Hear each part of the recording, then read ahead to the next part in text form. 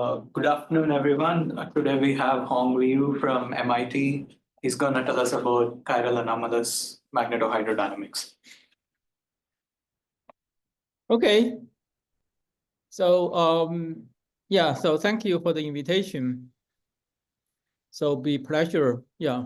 So yeah, we'll talk about some work we did some time ago regarding formulating magnetohydrodynamics with the chiral anomalies. 1 second. Right, yeah, here is a quick plan. So first I will do a review of this non-equilibrium effective field theory formalism, which I'm going to use.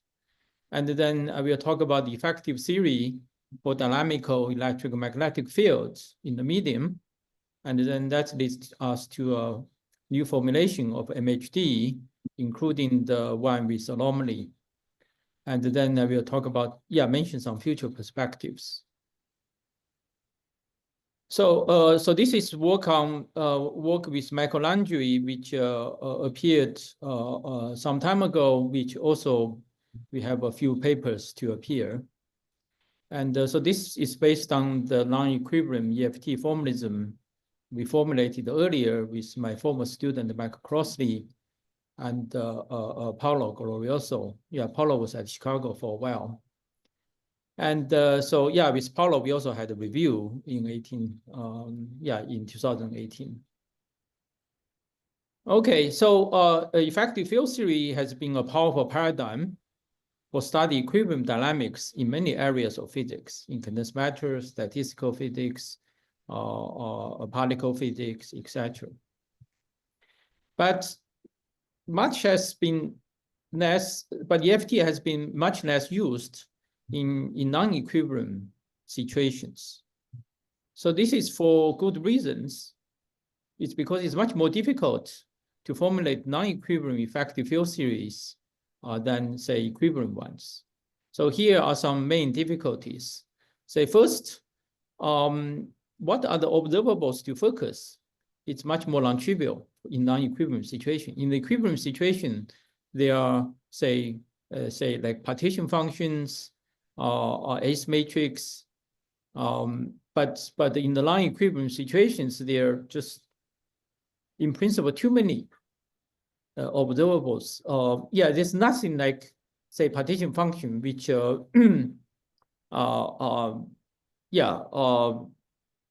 which essentially captures, say, most of the physics, equilibrium physics.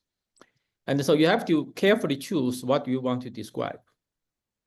And the second is that the nature of the infrared variables. So when we formulate effective field theory, we want to choose the variables which describe your dynamic variables, which describe your low energy physics. The best describe your energy physics. But the nature of IR variables in non-equilibrium situations are very different from in equilibrium situations. In equilibrium situations, normally we look for gapless excitations, gapless degrees of freedom. So these are your low energy degrees of freedom. But when you are in the general medium in non-equilibrium, and then so normally the dynamical variables are called slow variables. But what are the slow variables are often not much less clear, say, than equilibrium situations. And also, often those variables identified in phenomenological approach. For example, when you formulate hydrodynamics, the most natural variable to use is the temperature or the energy density, etc. But that's not very suitable for formulating, say, an effective field theory. And then the third is that the symmetries for non-equilibrium situation is much less clear than for equilibrium situations. For example, if you want to write down the hydrodynamics, then what would be the symmetries to define a fluid? Say, suppose if you want to describe a system in thermal equilibrium, then what symmetries actually gives a local equilibrium? Okay, so these questions are much more non-trivial in non-equilibrium situations. And also, the question is how to incorporate retardation and the dissipation effect from first principle. And yeah, remember we learned from very early days of physics that the standard law is that dissipative systems normally don't have an action formulation. So in order to formulate non-equilibrium EFTs, we have to address those issues. And so first, let me describe the class of observables I will focus on. So a large class of non-equivalent observables can be obtained from generating functionals on a closed time path, or sometimes called the Schwinger-Keldysh contour.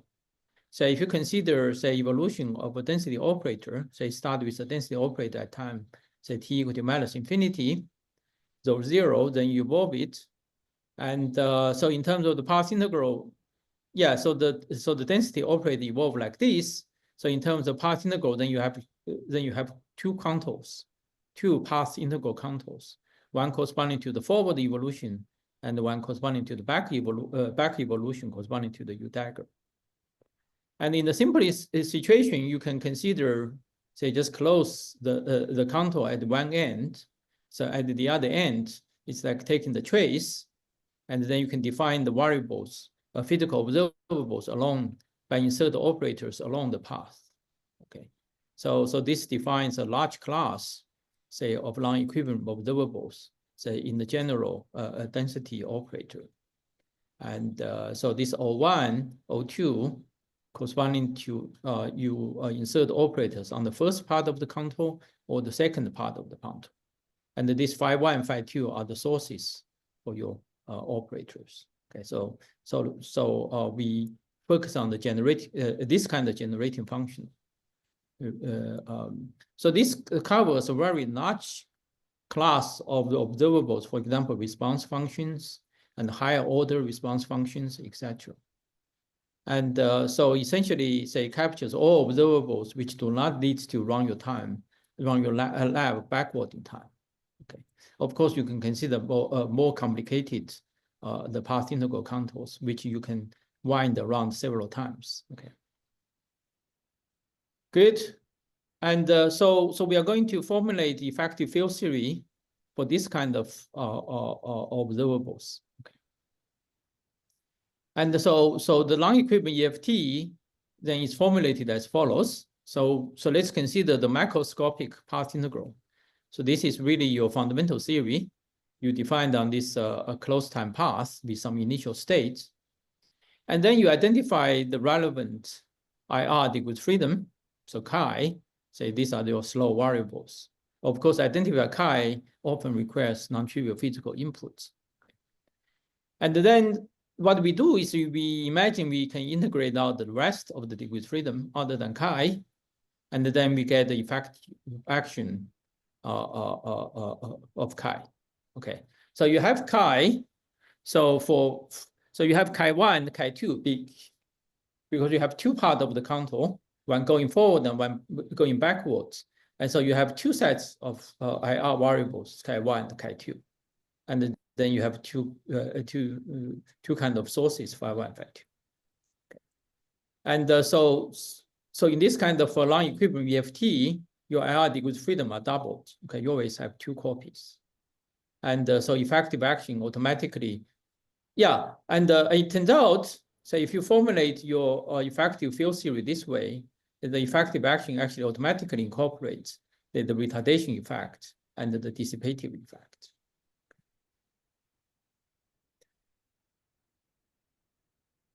And yeah, so in order to formulate your effective field theory should also satisfy certain constraints. And so so let me just list the constraint from the unitarity, from the unitary time evolution, that this effective action should be satisfied. First, since like we are considering such kind of closed time path, your effective action can in principle be complex. But it should satisfy this constraint that the complex conjugates of the effective action should be equal to minus, and then you exchange the variables, your dynamical variables on the two contour. Okay, remember the chi is your IR variables. And so in particular, this means that the terms which are symmetric in 1 and 2 must be pure imaginary. And so another constraint for unitarity is that the imaginary part of this action should be greater than 0. Okay, greater equal to 0. Otherwise, your path integral is not well defined. And then that if you set the IR variable to be the same on 2 contours, then effective action has to be identically 0. So this constraint are very simple to derive. So essentially, you start with your So remember, your EFT is obtained by integrate out those fast degrees of freedom.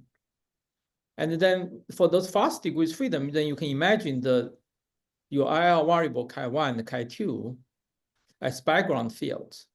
Okay, so now the effective field theory can be in principle considered as you run evolution with chi1 and chi2 as background fields. And then just using this setup and the unitarity of your original path integral, then you can derive these conditions very easily. So let me mention that this the second condition. So this will impose a non-trivial constraint, for example, on the parameters, on the coupling constant of your EFT. For example, you will find, you see that the conductivity or viscosity, those things should be non-negative. And also, you will see this leads to the second law of thermodynamics. And those unitarity constraint is not visible in the Euclidean EFT. So we often formulate effective field theory for equilibrium states using Euclidean signature, but those are intrinsic Lorentzian constraints.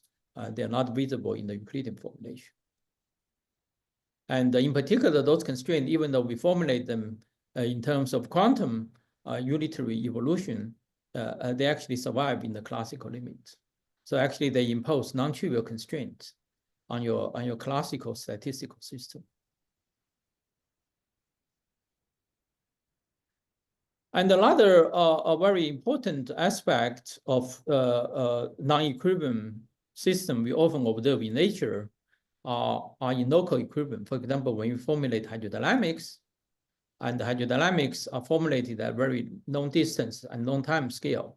So if you look at the short distance scale, much smaller than the typical variation, then the system is actually in local equilibrium.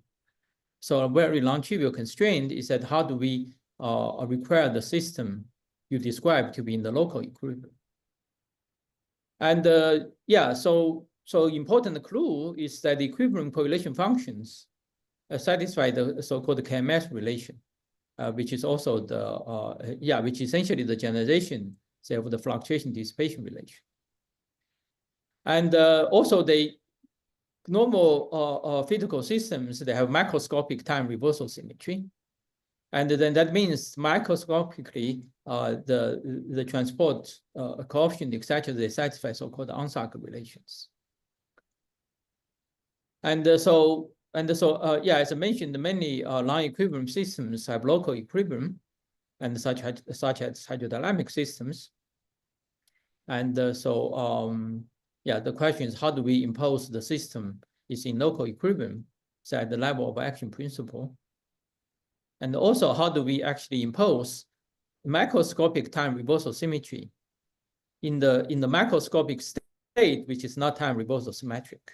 Okay, so if you consider a system in thermal equilibrium, then of course the system have dissipation, and the macroscopic system is not a time reversal symmetric.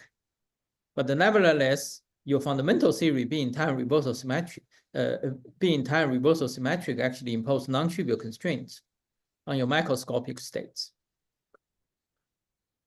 And so it turns out that the local equilibrium and this macroscopic time reversal symmetry can be imposed simultaneously by imposing anti-linear Z2 symmetry on your effective action.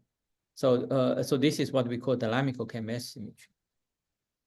And so the symmetry ensures that the resulting generating functional, say, satisfies the Onsager relations as well KMS relations, say when you apply, say, perturbations around the thermostat. And yeah, so this is a highly non-trivial consistency check for such for this dynamical KMS symmetry.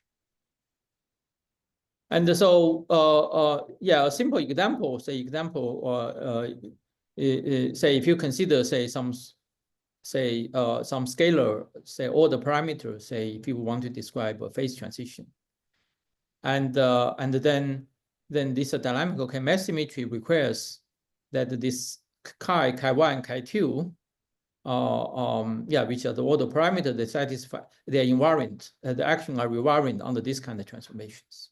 So theta is just some a real number between 0 and beta 0. So beta 0 is the temperature, the inverse temperature. And the theta here is some time reversal operation. So any discrete operation, including time reversal.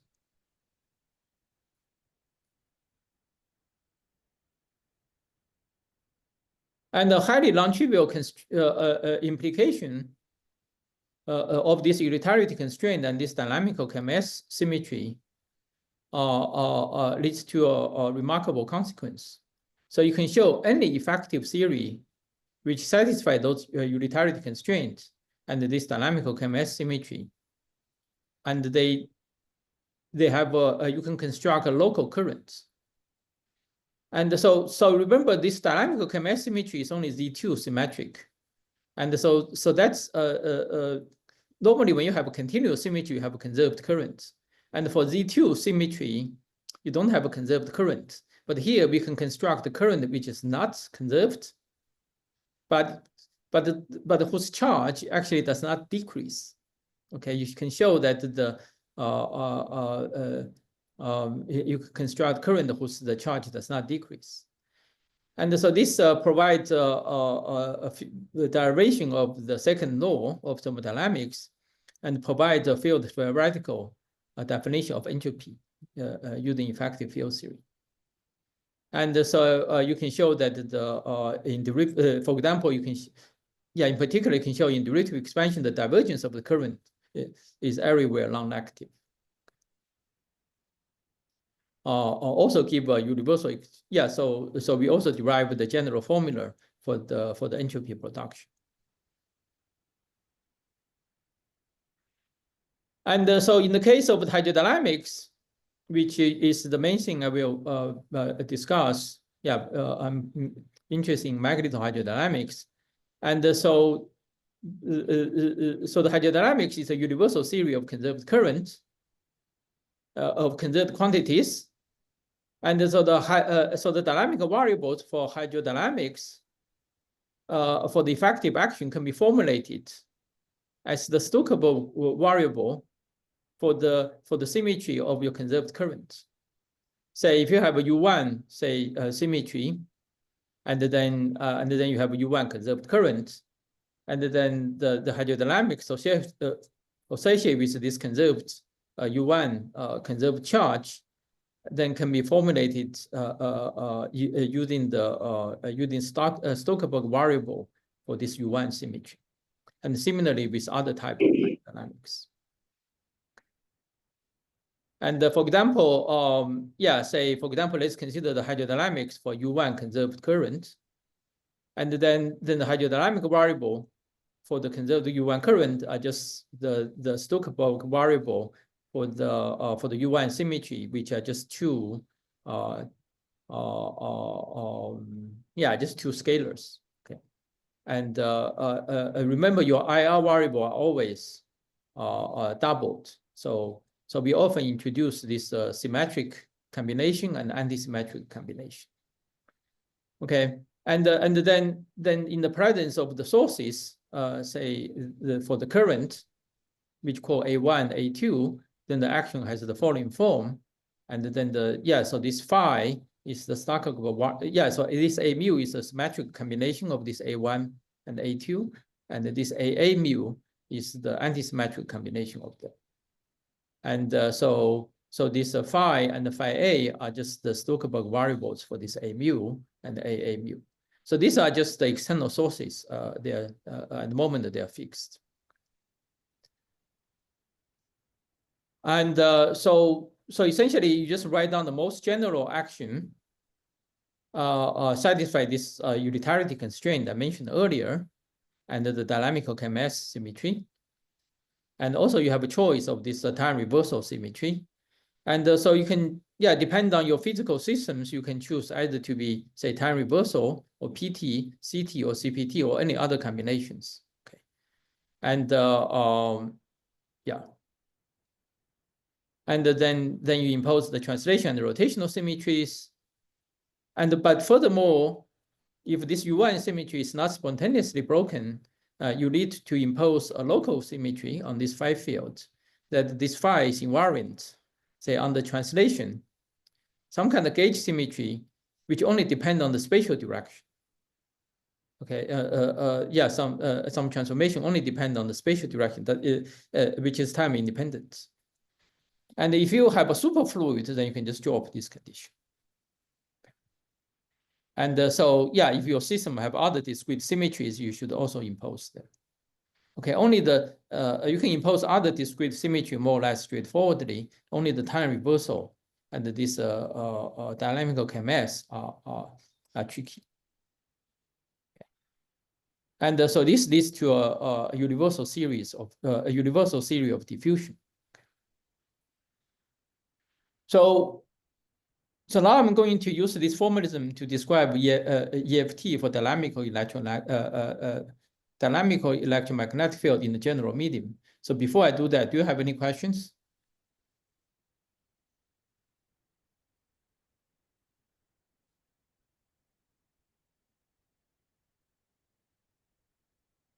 Good, no questions?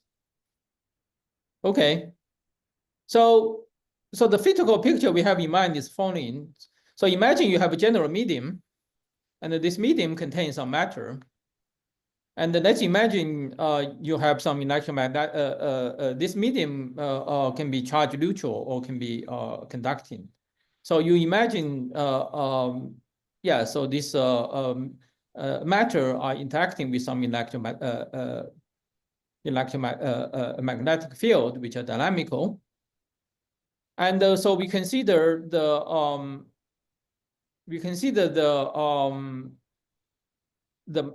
matter degree freedom. They are macroscopic, so they have very short time, short relaxation time. And so we are not interested in the macroscopics of the matter degree freedom. We are only interested, say, in the dynamics of electromagnetic fields. So what we want to do is we want to integrate now those matter degree freedom and focus on the dynamics of electromagnetic field. For example, we can observe it directly. So how do we write down such a theory? Okay. So so I will also assume that the system is for this talk I will assume the system is at some finite temperature. But we can also generalize it to real temperature or with temperature variations, etc. So here I will the main technique I will introduce is so-called what we call the partial Higgs approach. Is the following. Let's consider this. You have system with a U1 global symmetry. Okay, and then we can write down the hydrodynamics for this system. Now, at the moment, this A mu and are external field. They're not dynamical. But now let's imagine we make this external field dynamical. And so in addition to do the path integral over this hydrodynamic freedom, we actually integrate over the dynamic, the external field as well. Okay. And so when you when you make this A mu and A mu dynamical, then just by redefining the variables, then you can essentially just eat up those hydro field phi and phi A. Okay. And so what you get is just an effective field theory for this gauge field. Okay, for this gauge field. And because of this symmetry we have to impose. This gauge symmetry we have to impose for this hydro field. So now the gauge symmetry for electrodynamic field is almost completely broken up to these changes. So you have this remaining gauge symmetry for this gauge field, which corresponding to take derivative on the some functions, which only depend on the spatial variables. And so we call this is a partial Higgs mechanism. So this gauge field is not completely Higgs. And so our proposal is that this effective field theory is the effective field theory for electromagnetic field in general media. Okay, in the regime which matter degree freedom are microscopic, so there are no slow variables associated with them. And then, so we will formulate this effective action again in derivative expansion, assuming your electrodynamic field are slowly varying. Okay, and so to perform the derivative expansion, we need the power counting scheme, and so different power counting scheme reflect different physics. So, for example, we can consider this a mu to have weight 0, and the derivative to have weight 1, and then, yeah, using the standard formulation, then the electromagnetic field then have weight 1.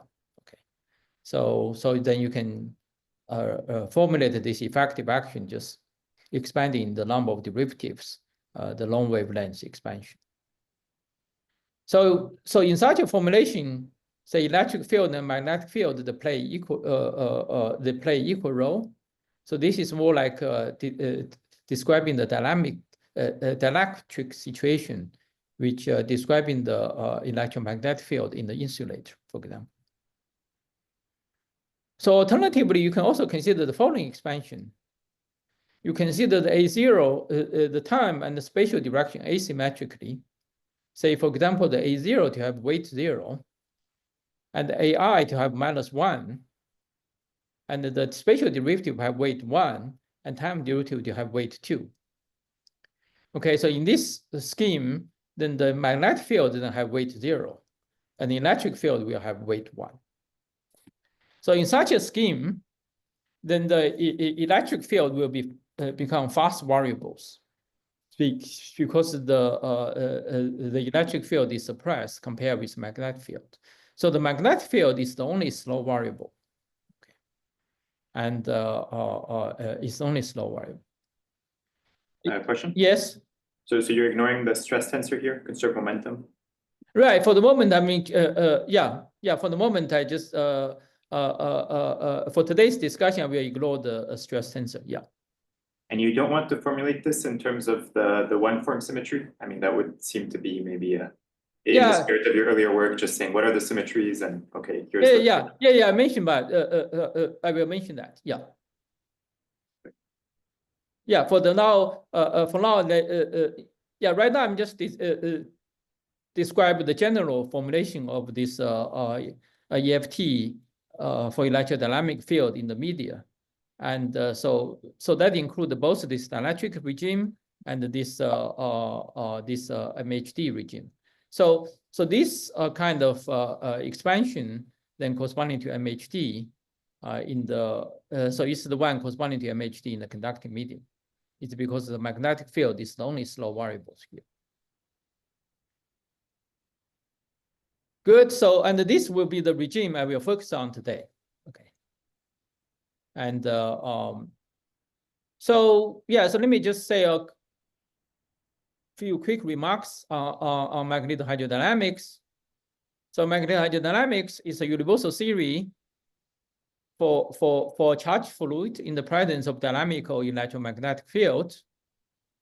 And so the dynamical variables are hydro variables for conserved quantities like stress tensor or other things.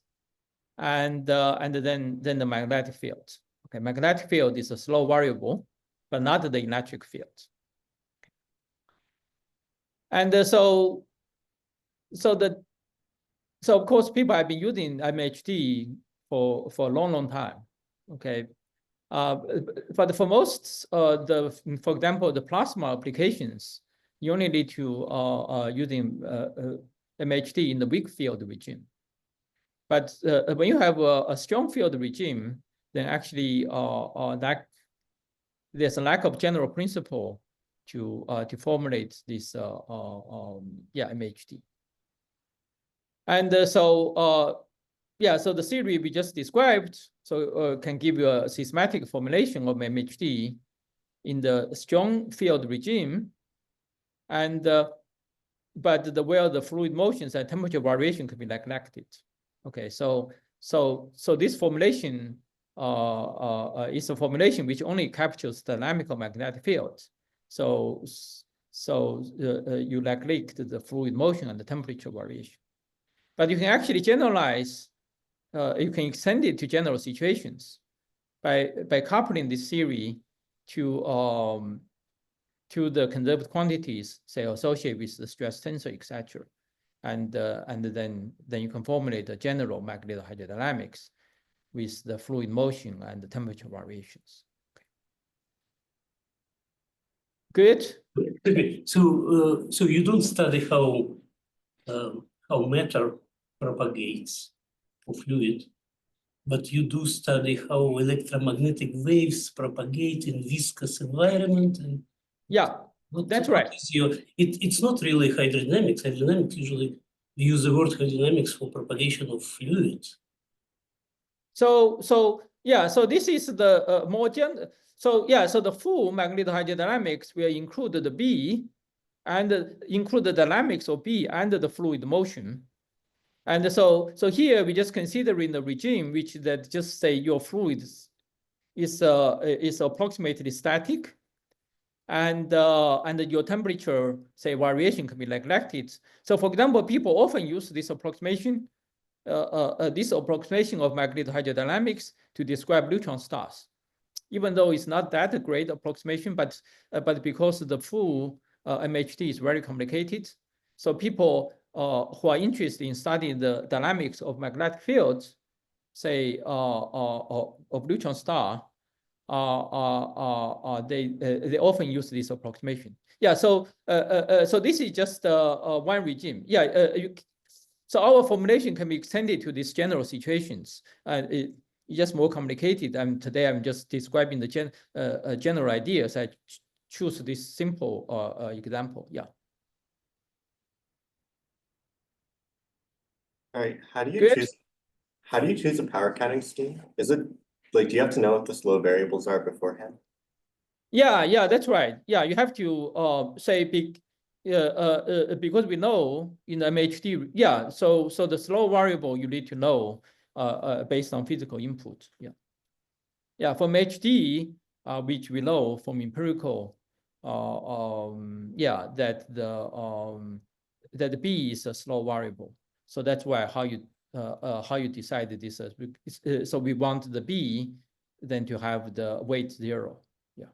How much freedom do you have to choose the different powers in these things? There's not many degrees. Essentially, these are the only two, I would say. This is the only two which I can we can think of. Yeah. Yeah. Okay. Good. And there's actually an alternative approach to MHD, which was developed in the last few years, is by using say one-form symmetry. So this is a very interesting insight from Grosvenor, Hoffman, Iqbal, which they noticed that the magnetic field is actually charge density of a curved current associated with generalized global symmetry. Okay, it's called one-form symmetry. So this one-form symmetry have a current which is a two-form current, which is a two-form. Okay, essentially in the case of electrodynamics, you can write it as just the dual of your field strengths. Okay, just because of the Bianchi identity, this current is automatically conserved. Okay, so implies a presence of a global symmetry. So this is this one form. It's called a magnetic one form symmetry. And then the magnetic fields then just corresponding to the charge of this one form symmetry, and the electric field corresponding to the current, okay, of the current density of this one form symmetry. The magnetic field is the charge density. And so this is a very nice observation. This explains the empirical observation that why the magnetic field is actually a slow variable, but the electric field is not. Okay, because the magnetic field is actually associated with a conserved charge density. And so you can now use this to formulate MHD. Just now you can formulate this using the symmetry. And indeed, if you combine this non-equivalent EFT formalism and the one form symmetry realization, and then you can formulate the action principle for this MHD in a systematic way, which we did using this again, in these two papers, we focused on just the magnetic field dynamics rather than the fluid motion, etc. Okay. So you can show that actually the two approach to MHD actually are equivalent. In fact, if you look at the formulations of them, and they can one can be derived from the other via a dualization procedure. So, for example, the dynamical field for this one form approach is actually a one form. So you can actually dualize that one form, and then when you dualize that one form, then you get the electromagnetic field formulation, which I mentioned earlier using this partial Higgs approach. Okay, so the two I just realized via some kind of electromagnetic duality. But actually, this partial Higgs approach actually have some advantage compared to this one form approach. So this one form approach is very nice. I'll give you some new conceptual perspective. But this one form approach also have some limitation. For example, this one form approach automatically lands on this MHD regime.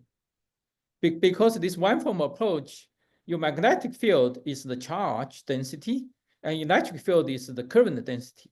So automatically, the magnetic field and the electric field, they are not on equal ground. So automatically, the magnetic field is the slow variable, and the electric field, the fast variable.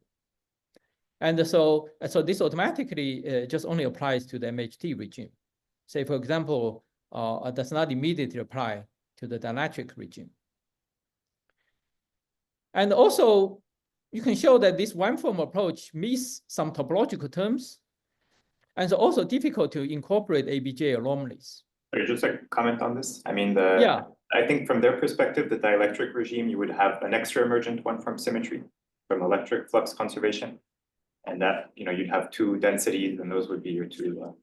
No, but if you have charged matter, then in principle you don't have electric one form symmetry. Well, but if it's gaps, then below you have some emergent electric one form symmetry, and above you don't have a dielectric. Yeah, it's true. It's true. Yeah. I have not tried whether they're equivalent. Yeah, I have not tried whether they're equivalent or not. But so have we tried to do that? Well, I mean, I think it's pretty obvious. It's just a theory of a Goldstone, the photon. Okay. And so you have, it'll be the same as what you have. You'll have sound.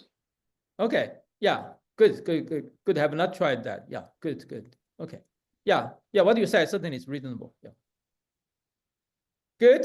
So one thing is that in this MHD, in this one form approach, you seems to be miss some topological terms, and also hard to incorporate this ABJ anomaly. So you can actually see this from this dualization procedure between this one form and this partial Higgs approach. So they realize through this this dualization procedure, you find that where, as I'm going to describe later, in this partial Higgs approach, there are certain local topological terms, and a certain local term which capture this ABJ anomaly. But if you try to dualize them to get to the one form approach, and then actually the dualization leads to something non-local. And so that's just related to the difficulty people had before in doing this ABJ anomaly in the one form approach. Okay, and then actually this one form approach turned out to be technically more complicated and conceptually less direct. It's because in the one form approach, the magnetic field, the electric magnetic field, they are derived variables. So they are not fundamental variables. And so that makes their connection to the electric and the magnetic fields a connection a little bit indirect. And but in this partial Higgs approach, you just directly work with electric and the magnetic fields. So so there's no such translation involved. Okay, so now let me just describe the main results for this strong field magnetic MHD, which you ignore the fluid motions and the temperature variations. So before I do that, do you have any questions? Okay, good. Oh, yeah. So now let me just consider. Yeah. So let me just directly write down the answer. So when you only have the say when you only have the electric magnetic field, to write down the MHD, just boils down to write down to express your electric field, say in terms of your magnetic field. Okay, just the constitutive relation. It's just the relation between the electric field and the magnetic field. Okay, and so once you have that, once you have the relation between electric and magnetic field, then you can use one of the Maxwell equations to write down an equation for the magnetic field. And so this is the most general constitutive relation you can write down. Okay, without chiral matter. Okay, and without including chiral matter. And so this A0, which is a topological term, which means that this coefficient is actually independent of temperature, just it's a constant. Okay, just a constant. And so this Ij are some transport coefficients. And this H, so the F is the free energy, equivalent free energy, which is a function of your dynamical chemical potential and your magnetic field. And then when you take the derivative of the magnetic field, you get this H. So this is just the standard H. Okay. And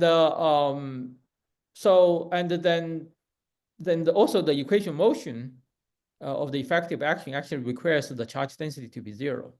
So the derivative of respect to your dynamical chemical potential should be 0. Then you can use it to solve the dynamical chemical potential in terms of magnetic field.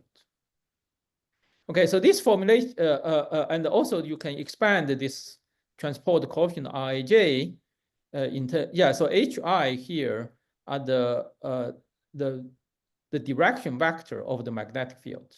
Okay, so it's the direction of the magnetic field. So the direction of the Bi.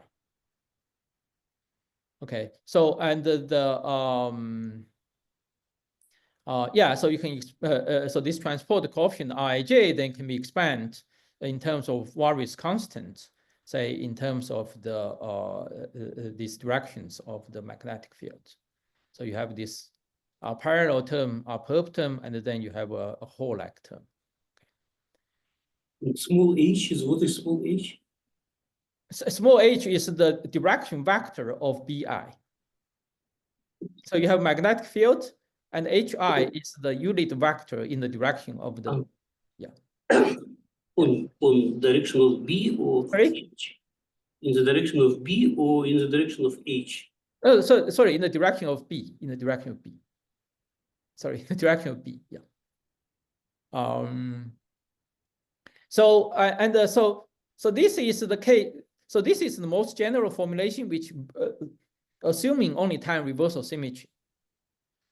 So if you underlying system also have the CPT symmetry, And then this topological term is not allowed. This A0 term is not allowed. So this A0 is more like an electric field. It's more like induced electric field, which is proportional to the magnetic field. Yeah, induced by your magnetic field.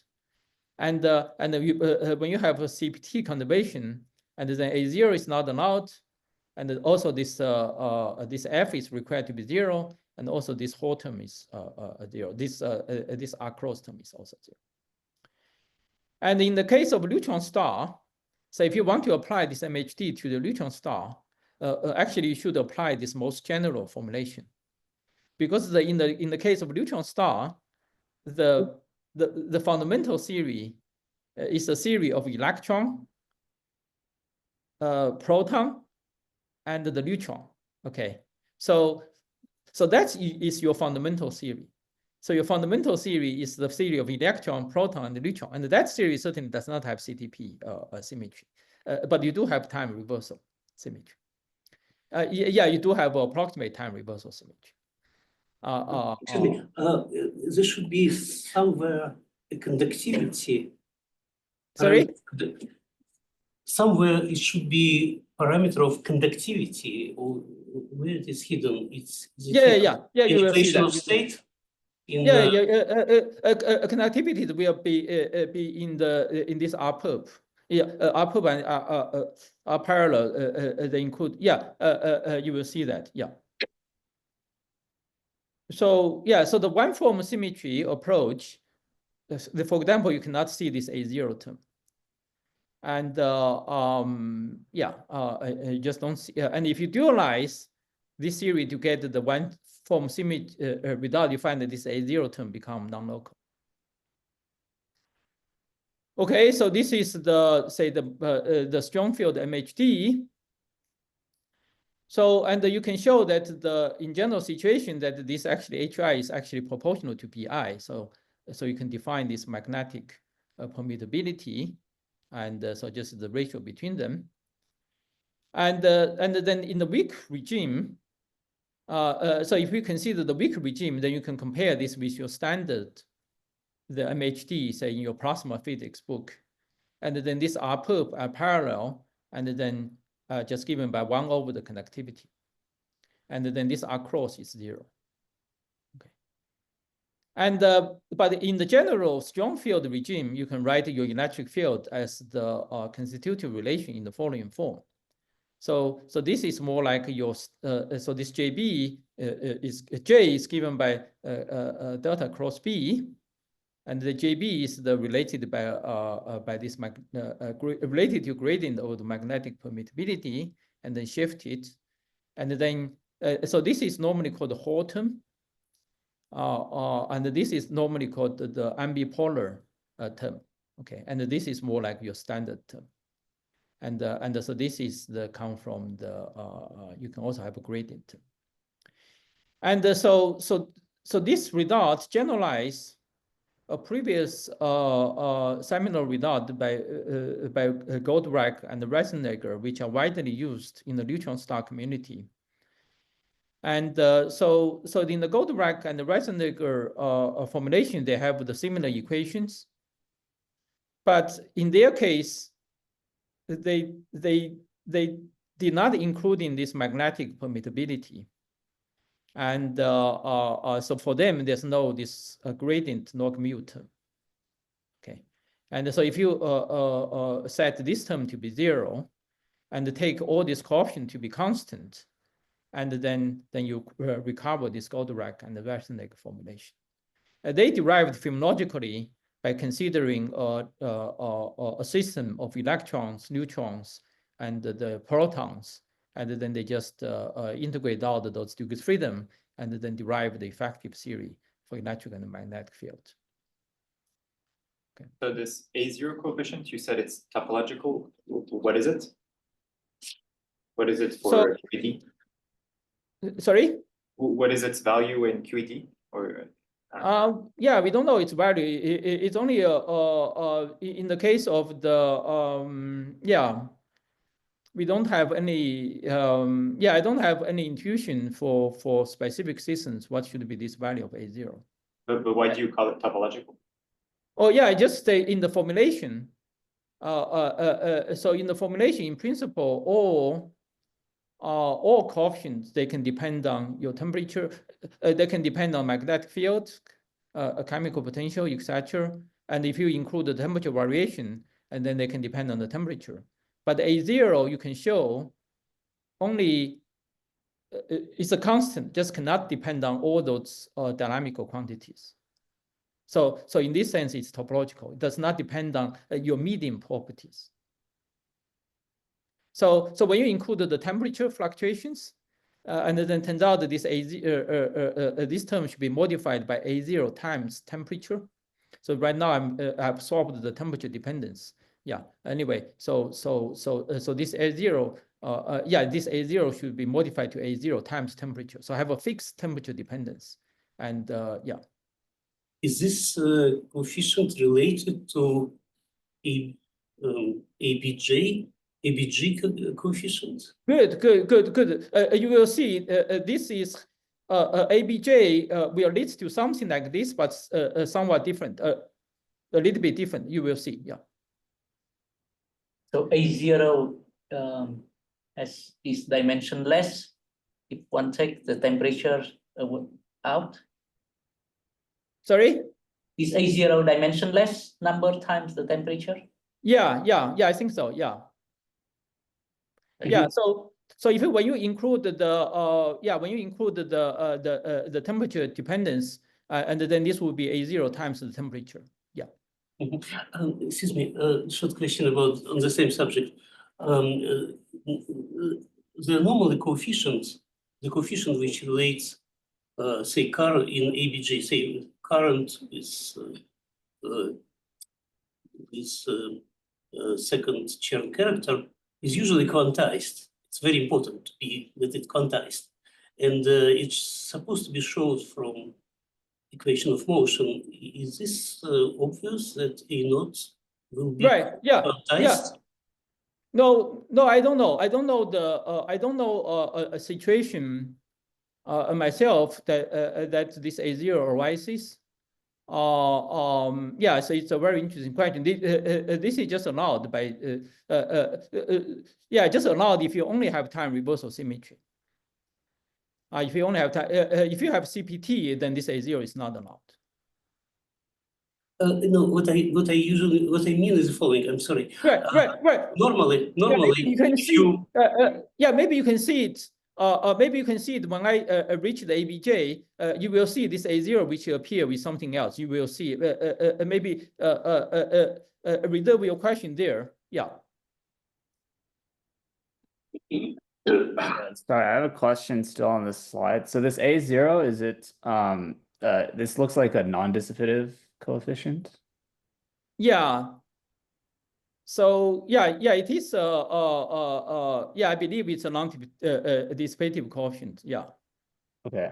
And so if I'm like working order by order in like a derivative expansion, so to first approximation, I can drop this partial H term, and roughly I'm saying E is proportional to B at leading order in this derivative expansion. Yeah, that's right.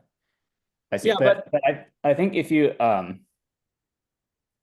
okay, but somehow this doesn't feel like consistent with well, okay, maybe I can ask something later. Yeah. Right. Yeah, we will see. When you have anomaly, you will have a similar term like this. Yeah. Okay, good. So you can also just study the magnetic diffusion. You can just linearize a constant. Sorry, I have one more question about A0. Yeah. So I think again, in the language of these other people, this would be a coefficient of a chiral anomaly for the one form symmetry.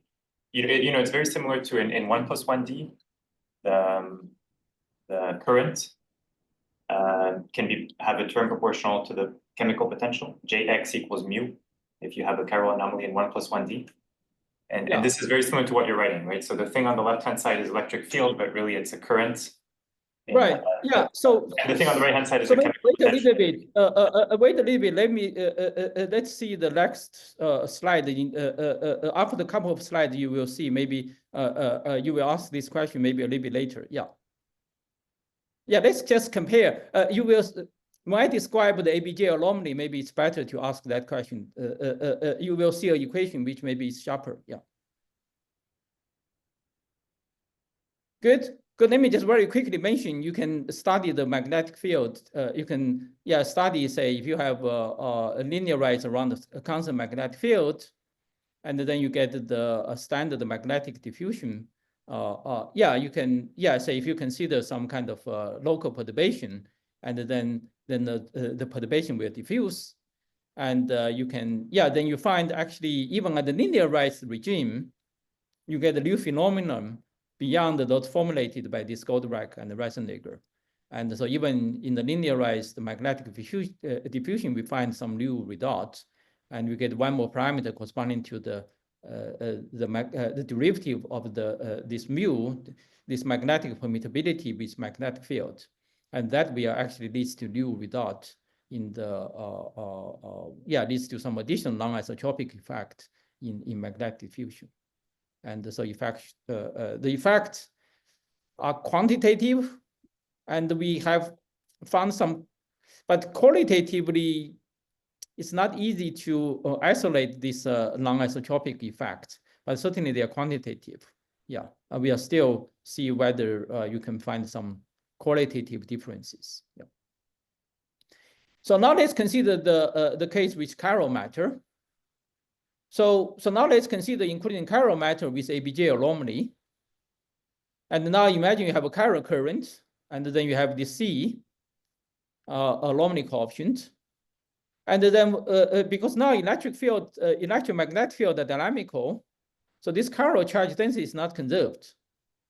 So strictly speaking, there's no hydrodynamics associated with this chiral charge.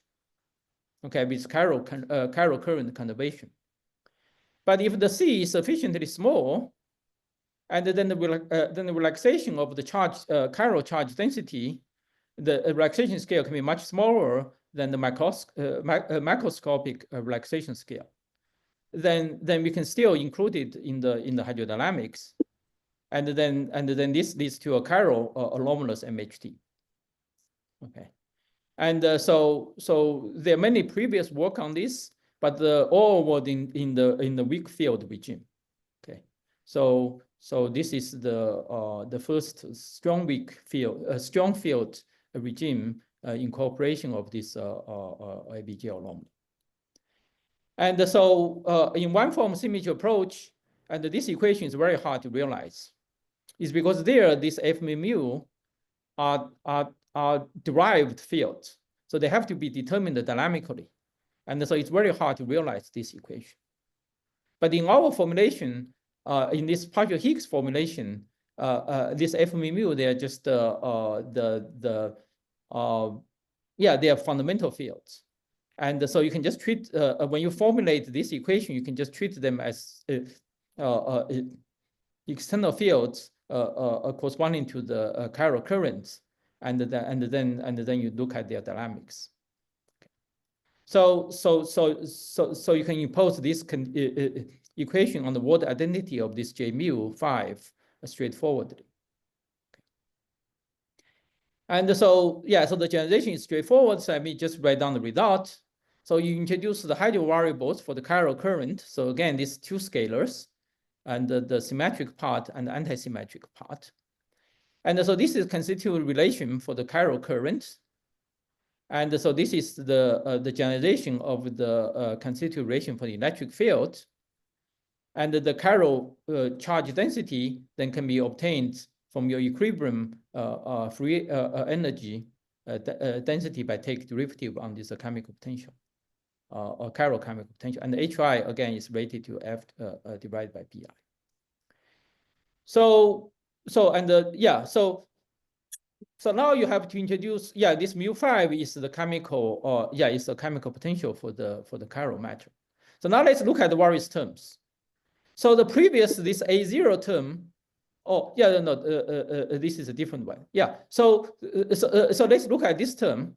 And again, you have a topological term, which I call A50, A50, which is a constant, which does not depend on anything else, at least in the current regime. And then you have a anomaly term proportional to C. C is a anomaly coefficient. So this is the how the chiral current can be induced by the magnetic field. And now you see the chiral anomaly term actually give rise to a term which is proportional to A0.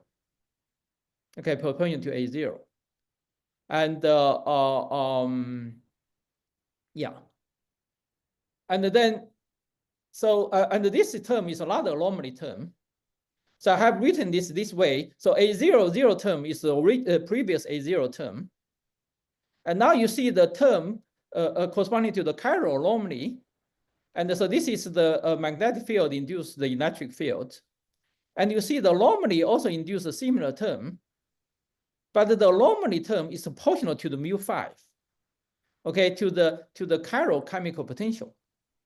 But this A0 term I mentioned previously does not proportional to the mu5. Okay, it's independent of mu5.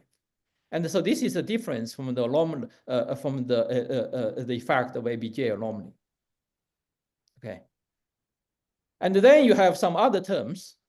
And so this kappa term is more like the chiral conductivity. Okay, so relates this J to the derivative of the chemical potential, chiral chemical potential. And then you have a term related to the chiral current related to the electric field. So electric field can in principle, the dynamical electric field can in principle generate the chiral current. And so this is the magnetic field can in principle generate also a chiral current. And this M is some kind of a transport parameter. Yeah, so this is like some kind of chiral ampere effect, okay, which magnetic field generate a chiral current. And M is some other transport coefficient. And then you also have this term, which you can say if you have gradient for the chiral chemical potential, and then you can also generate the electric field. And then this is your previous one. And this IJ, yeah, and this is your previous MHD term. Okay. So now you can look at the solutions to this this full set of equations. And for example, one of the equilibrium solutions, just you have zero chemical potential for the chiral matter, and then you have a constant magnetic field. And then you can consider small perturbation around it, say with some initial perturbation, some localized perturbation. And then you find that when you linearize those equations, and then you find a chiral wave associated with the, you find that there's a chiral wave for the for this chemical potential, a chiral chemical potential and the magnetic field. So the chiral wave behaves like this. So first, this chemical potential will decay. So this is just because your current is actually not conserved. Due to the anomaly, the current is not conserved, so it has to decay. But the decay constant is proportional to B squared. Okay, CB squared. C is a anomaly coefficient. And now you also have a chiral wave moving in the Z direction. Okay, only so depend on the direction of chi5. So you can either to be in the direction of B field or in the opposite direction of B field. Okay, and anyway, so depending on the chirality, it can be parallel to the B field and the opposite to the B field, and then this coefficient depend on this R perp and the lambda parallel, etc. Okay, and so there's a similar chiral wave for B. So they also induce a chiral wave for B, which, yeah, the perturbation will be then satisfy an equation like this. Okay, in the so this is in the so that will, so turning on this mu5 will induce a B field. So this A coefficient, small a B coefficient, is in the direction is in the XY direction. So it is in the XY plane. Then you will induce again field, magnetic field, but propagate along the Z direction. Okay, propagate along the magnetic field. So this is a new kind of wave, chiral wave, predicted by the by this theory. Sorry, so this wave you could also have discovered by pretending the magnetic field was not dynamical and just studying U1 conservation. Right. Chiral anomaly in a large magnetic field, you would have found the same thing, right? Right, I will comment on that. Okay. So in the case of non-dynamical external fields, so previously discussed by Kazev and Yi, which they actually found that there's a chiral magnetic wave. But the two waves are completely different. So their wave is not chiral, actually can propagate in both directions over the magnetic field. So here plus minus means that the wave can propagate in both along the magnetic field and over the magnetic field. And also the physics is completely different. So you can show, as actually they argued themselves. So when you make the external field dynamical, this wave just disappear. The reason is that when the field becomes dynamical, the mechanism for generating this wave is just no longer exist. It's because, here is some, I'm running out of time. So let me just say it very quickly. So here, essentially, the wave comes from the fluctuation in the charge density. And the fluctuation in the charge density then induce some chiral current and etc. And then you generate this chiral magnetic wave. But when you have a dynamic electromagnetic field, the electric charge density is just always zero. Just it's so the mechanism for generate this wave is just not there. You can see that the velocity, the velocity which depends on the transport coefficient is also completely different. So here only depend on the chi, which are the chi, which are just the standard, the charge, and the chiral susceptibility. But this thing depends on this. This depends much more. This lambda corresponding to how the chiral current is generated from electric field, and this R perf, remember, is related to the R parallel is related to the 1 over the conductivity. So their physics are completely different. Okay, so this wave does not exist in the dynamical situation. Okay, so very quickly, let me just mention that it's well known. You can also check that this is also a solution to the equation motion. Okay, it's an equivalent solution, but it's well known that this solution is actually not stable. Okay, so people previously have studied using various formulations, and for example, there's a Helix unstable mode. But now with a systematic formulation of this chiral anomalous hydrodynamics, we can actually now argue, we can actually now find out what is the fate of this instability. Say what does this unstable state, what does this stable state, what is the stable state corresponding to this?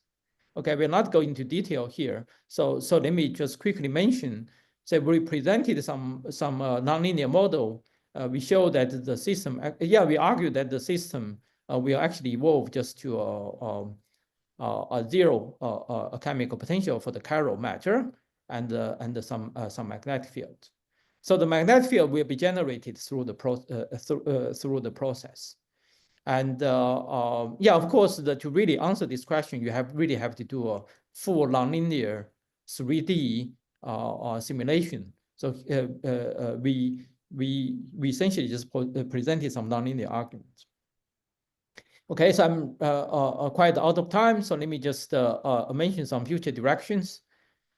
So there are many generalizations. For example, we can study this effect of this magnetic permittability on the neutron stars. So in the previous formulations of MHD for neutron star, the effect of this was neglected. And so also we need to, study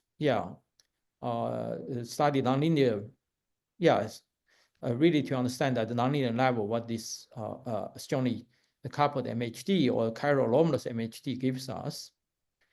And also it would be interesting to explore whether there's some interesting dielectric effect, a dielectric regime using this EFT formalism. And also here I'm talking about this general theory for electromagnetic field in 3+1 dimension, but you can also generalize in 2+1 dimension. For example, maybe we can generalize to quantum Hall systems to see whether there are some new things can be learned from there. And also we can actually generalize to gravity to find the effective field theory for gravity coupled to matter. And so that may have applications to cosmology. Yeah, so I will stop here. Thank you. Can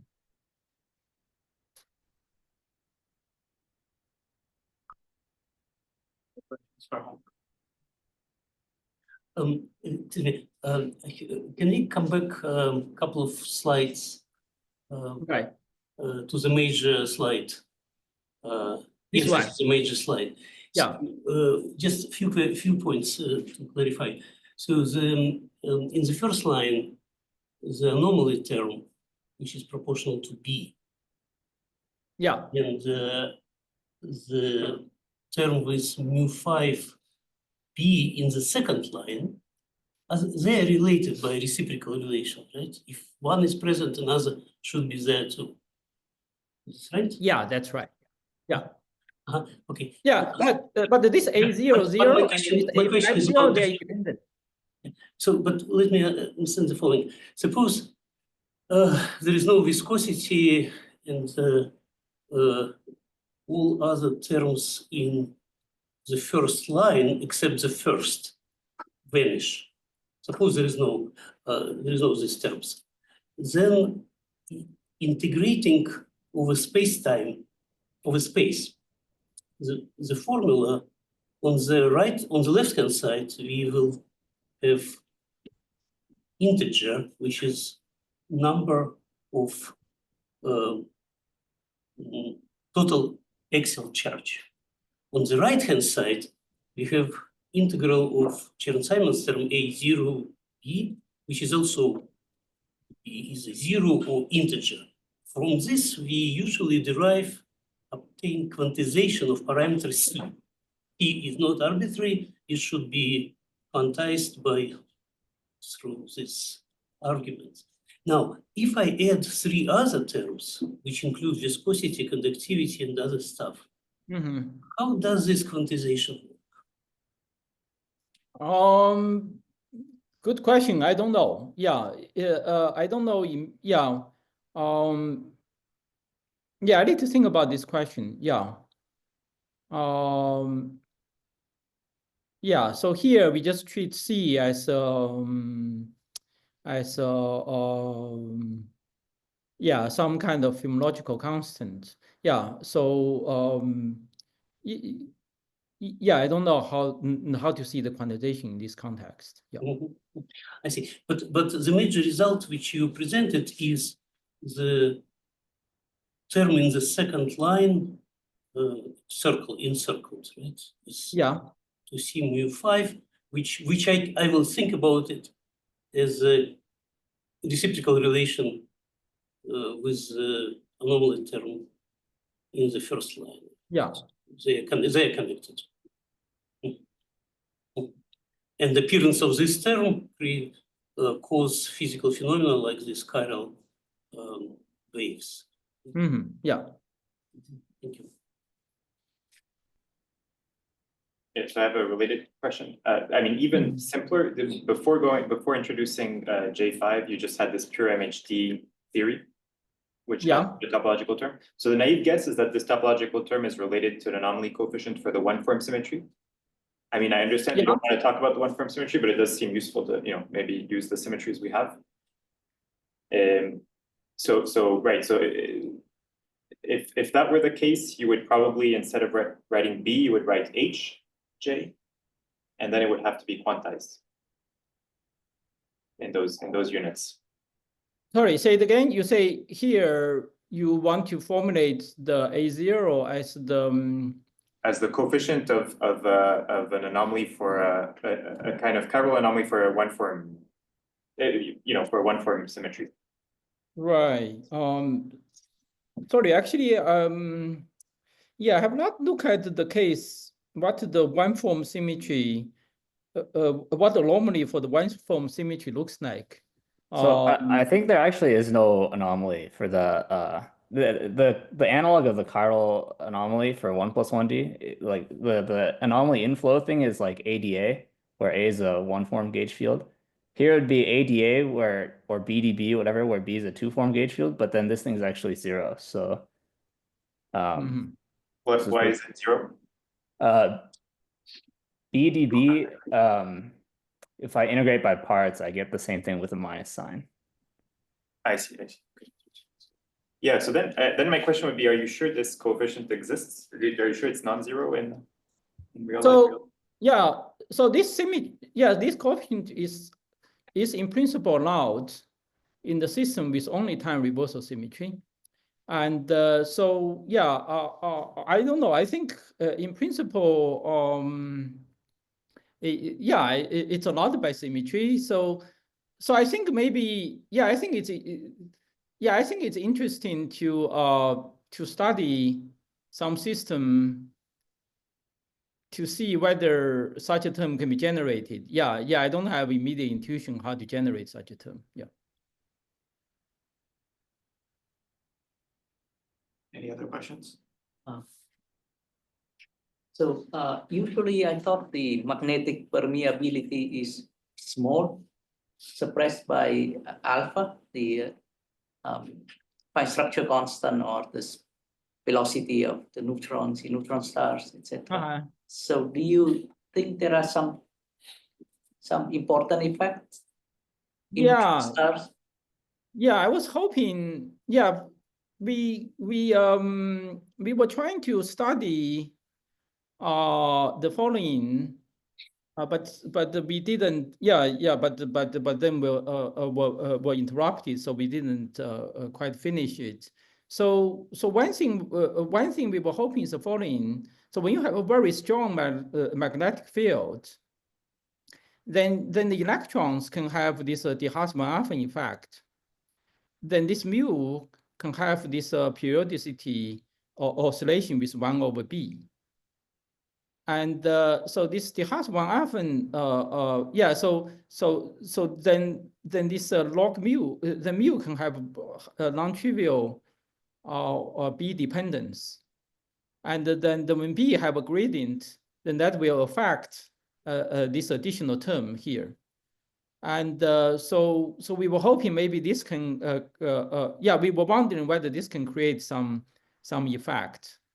And so we started a little bit, but then we got but we haven't really finished it. Yeah. Mm-hmm. Thank you. There are no more questions. Let's thank Hong.